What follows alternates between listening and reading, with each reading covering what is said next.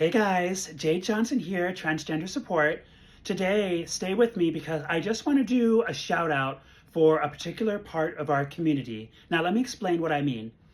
As we think about the use and the evolution of how we discuss the queer community, we talk about the acronym LGBT or LGBTQ.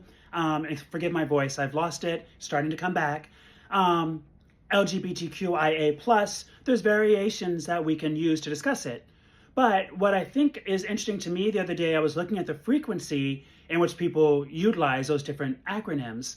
And it seems like a very common thing that the IA is often dropped. And that might just be for orthographic laziness or whatever, or speaking laziness.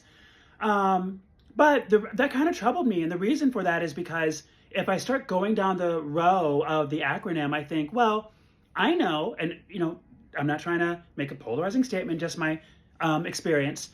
I know that if I consider what I would like to see available for resource and everyday discussion and support for even the T part of it, compared to, gay men and lesbian women, and to some degree bisexuals, I think there's less. And the amount of conversation that is talked about these days for the trans community is often with kind of a harsher or negative tone. So my thought as part of the trans community is I would like more of that. Don't forget us, we're part of the community. But then I was like, well, let me not be a hypocrite and let me go on to remember that we have the I and the A, which I feel like is never really focused upon. And for those of you guys who don't know, the I is for intersex and the A is for asexual, aromantic. I think some people online will say it's for ally, but I don't know. My interpretation of it's always been the ace community is how they're frequently called, asexual, aromantic.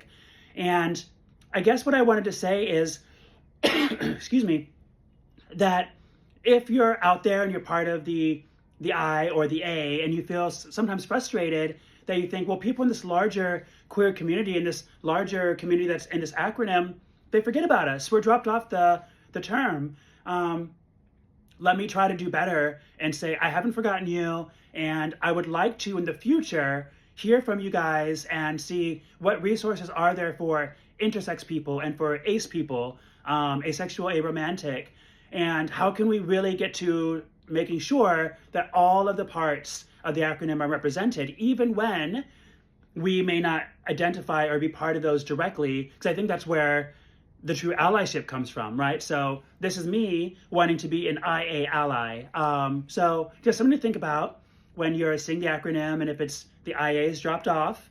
Again, it could be orthographic writing laziness, but we don't want to forget them, right? They're part of our community. So if you're part of the I, part of the A, I see you, I hear you. Let's talk soon. Signing off for now.